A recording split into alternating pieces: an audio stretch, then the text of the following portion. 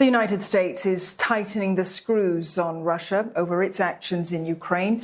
Russian aircraft will be banned from US airspace, and a dedicated task force will be set up to go after Russian oligarchs.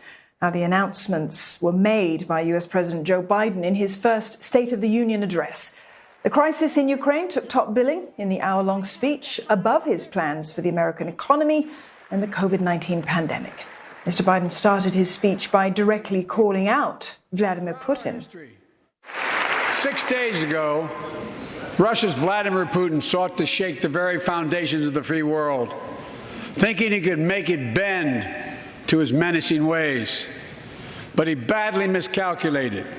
He thought he could roll into Ukraine and the world would roll over. Instead, he met with a wall of strength he never anticipated or imagined. He met the Ukrainian people. Simon Marks joins us live now from Washington, D.C. for more. Simon, the president's remarks on Ukraine, they did draw rare bipartisan support. But some on the other side of the aisle, they say it's not enough. Not enough is being done. What do they want the president to do?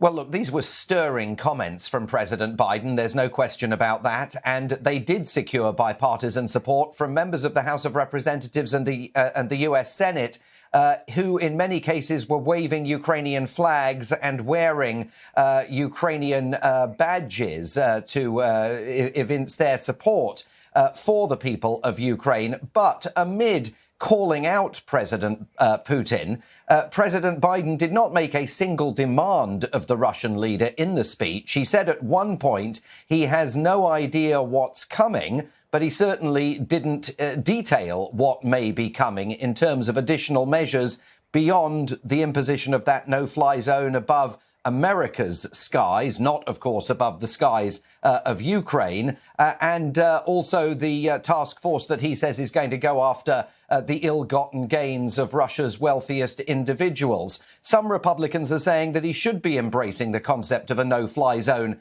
above Ukraine to keep Russian bombers out of the skies. The White House worries that would inexorably drag America into a war with Russia that could go nuclear.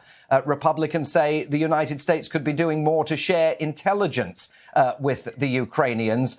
And more broadly, they are beginning to advance the argument that President Biden's response to this Ukraine crisis has been constrained, that even the president last night acknowledged a long, hard military slog lies ahead for the Ukrainians. He appeared to be laying the groundwork for a possible Russian takeover inevitably at the end of all of this. And Republicans then will argue that President Biden is a weak leader who lost Ukraine on his watch. And Mr. Biden's approval rating, Simon, it's dropped significantly since he took office. And just before the State of the Union address, it was barely over 40%.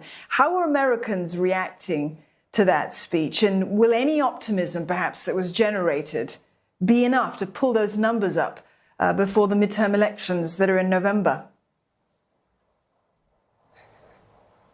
Well, I think that is the real question. We've certainly seen some overnight polling that suggests most Americans watching the speech came away feeling a touch more optimistic about the future and proud in terms of the United States and what it stands for and what it's achieved, particularly with regard to emerging from the pandemic with an economy that, despite the threat of inflation, is performing strongly. But the real question, I think, is whether those short-term gains measured in snap overnight polls that are not always entirely reliable translate into anything tangible for the president.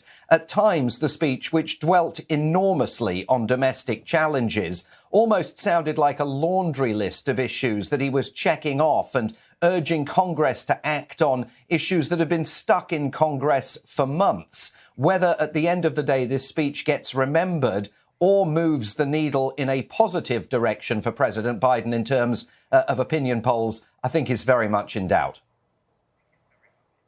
I'm sure he'll be hoping for the latter. Simon, thank you very much for that. Simon Marks in Washington, D.C.